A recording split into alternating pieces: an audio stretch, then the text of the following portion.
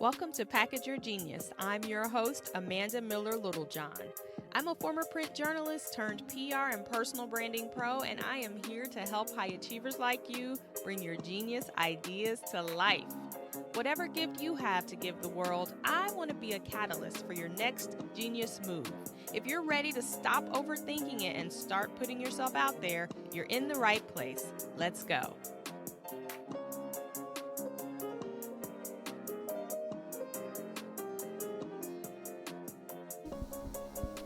Happy Tuesday and happy first day of school to those of you who are celebrating that along with me. It has been a long day. I'm going to be honest with you. It was a really long day and I thought about not recording a podcast, but there's nothing that brings me more joy than showing up here and also keeping up with the promise that I made both you and myself. And after I did the last podcast challenge, I found that the momentum I was able to create personally just from showing up every single day was powerful and exhilarating. And I don't want to mess that up.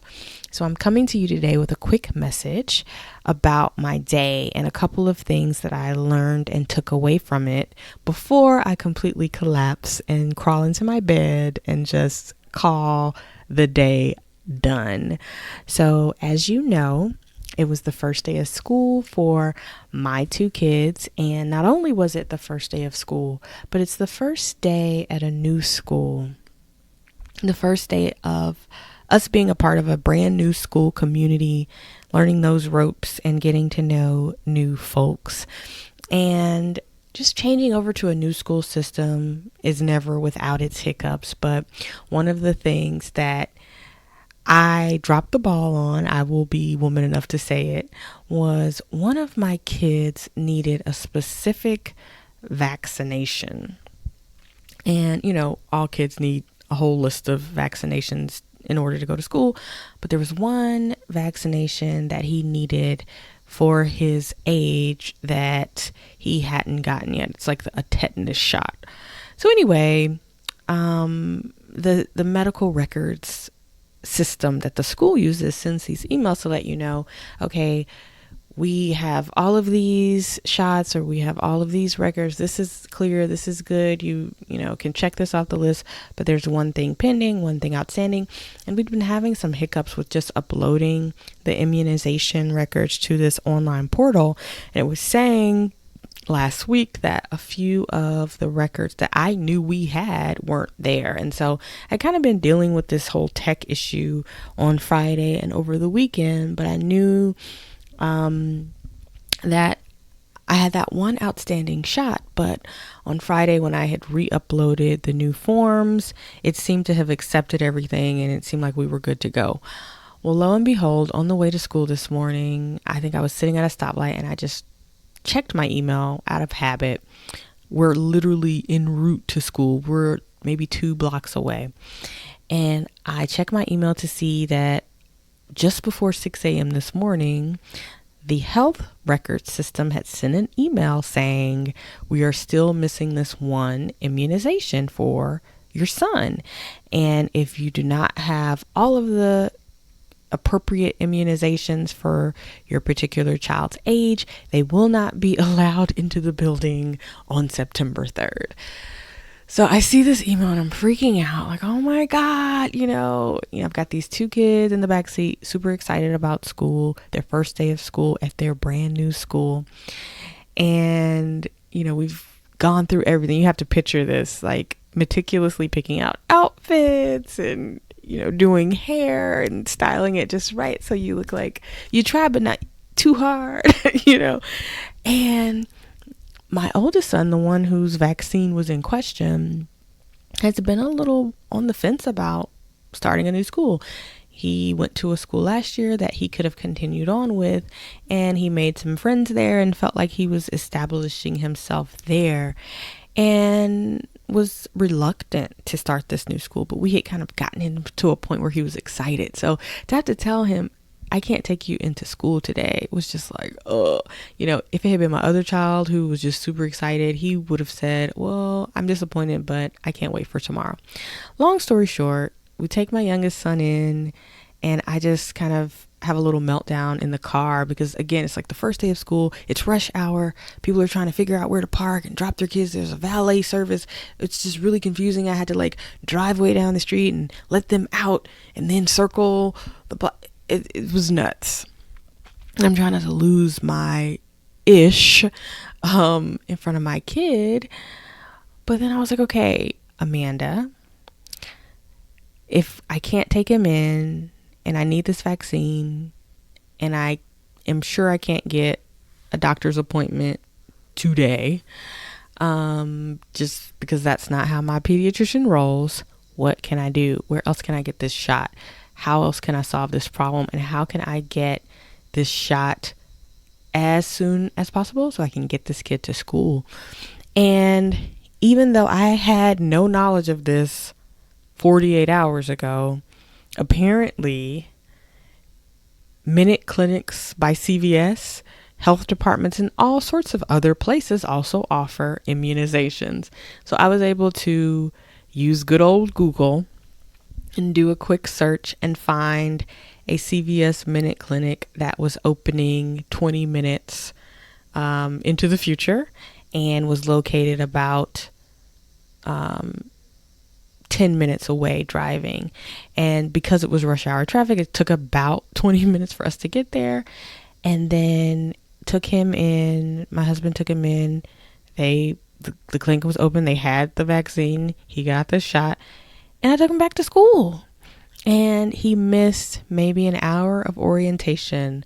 But other than that, I had a perfectly routine first day of school, first day of orientation.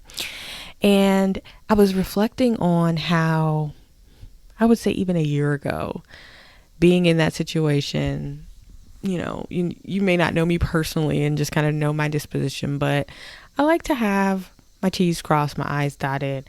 I really do not like disappointing my kids. Like I don't tell them something's going to happen unless I'm sure it's going to happen. I do not like having to take back something. Like I was just always raised that, you don't make a promise that you can't fulfill.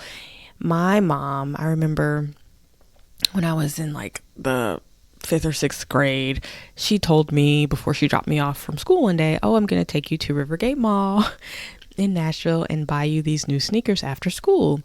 Something happened during the day.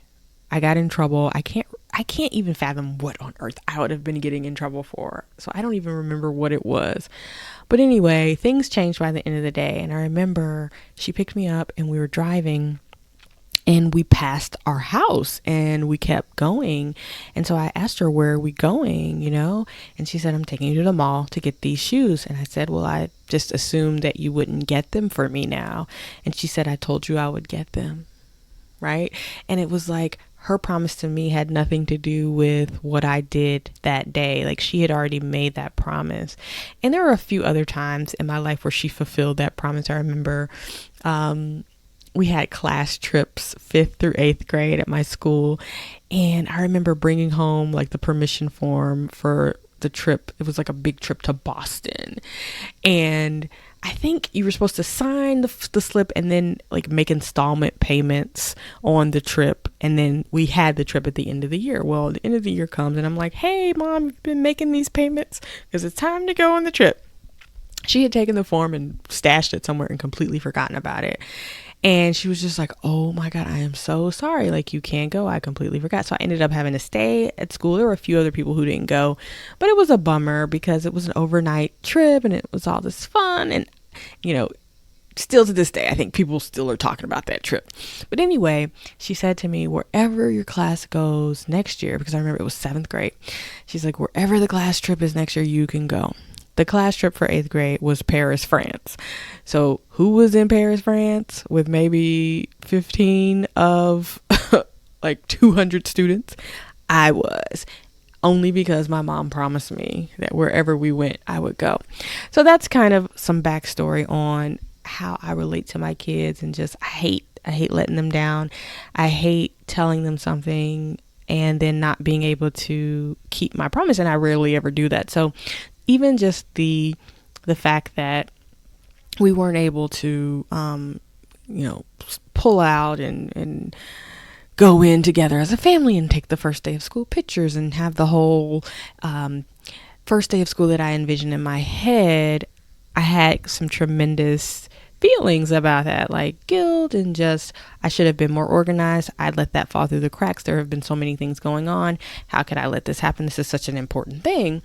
But then I talked to another parent who was kind of walking out as I was waiting on my husband to come back from taking my other kid in, and they were like, "Oh yeah, we got a couple vaccines we need to get done, but we took them in there anyway." And so I start to feel a little bit better about this. Then we get the vaccine, bring him back, take him in, everything's all good. And then I picked them up this evening and both kids had an amazing day. It was as if the whole vaccine never even happened. And it was just a blip on the radar. And I wanted to share that with you because for me, I know my personality is I don't let things like that, especially when it comes to my kids. I don't let things like that fall through the cracks. And I had a choice to sit there and beat myself up about it and even cry and take him home and just be like, forget it, I'm a bad mom. I messed up the first day of school. Or be solutions oriented, figure out how can we fix it in this moment and make it happen. And again, had no idea that you could get these vaccines without making a pediatric appointment with the doctor. I've always done it that way. I've always just, made their appointments, gotten their stuff at the doctor. Had no idea that there were other ways to troubleshoot this and get it done outside of my normal way of doing it. But in that moment of having to figure it out, guess what I did? I figured it out. I got it done, got him in there, and it was all good. And so I wanted to share that with you because if you're like me and you pride yourself on doing everything right and not making mistakes, and you even beat yourself up when you do make mistakes, guess what? The mistakes are going to happen. So the quicker you can just move into the direction of how do I solve this? How do I fix this? What are some alternate paths to get me to the same destination? Today my destination was an amazing first day of school for my kids, them loving their new school, bonding with their new classmates, and really feeling like this is the school home for them. And we got there. Did we have a hiccup along the way? Absolutely. But we got there. And I want just to remind you that even when things don't go flawlessly and perfectly, if you have a tendency to want things to be perfect like I do, just know that, you can still get to the same place that you want to get to with a couple of hiccups if you just get yourself into the zone of how can we fix this? How can we get there? We're not going to go the route that I thought we were going to take. We're not going down 16th Street, but what other streets can get us there? Just shift your mindset quickly and move on, and it'll be fine. So I hope that speaks to you if you are not where you thought you would be on September 3rd, 2019, if your brand isn't where you thought it would be, if your career isn't where you wanted it to go. And sorry, it's late. People in my house are making sound, so you may be hearing all of that background noise. But if you're not where you thought you would be, or if you are somewhere and you're wondering, how did I get here? Remember where you were going, and maybe think about drawing up a new roadmap or asking someone else, like, how do they think you can get there? Or Google, right? Like I did. How can we get this vaccine today in the next 60 minutes, right? Get resourceful, get creative, look at it from a new direction, from a new perspective. And just because you're not where you want it to be yet doesn't mean you can't get there. You just might have to take a different road. So I hope that helped you. I am going to shut it down for the day and get some rest because emotionally and mentally, I'm a little drained. But I look forward to checking back in with you tomorrow and hearing how things are going with you. Don't forget to say hi to me on social media and let me know that you're listening, if you're enjoying the new challenge, and if you have any questions or concerns or potential episodes that maybe you would like me to bring to Package Your Genius. I would love to hear from you. I'm mainly on Instagram at Package Your Genius, but I'm also on Twitter and Facebook if you want to do a search for my name, Amanda Miller Littlejohn. Thanks for listening. Thanks for hanging in there with me. And again, don't be afraid to take a different route that will get you to the destination that you are headed to. See you tomorrow. Bye.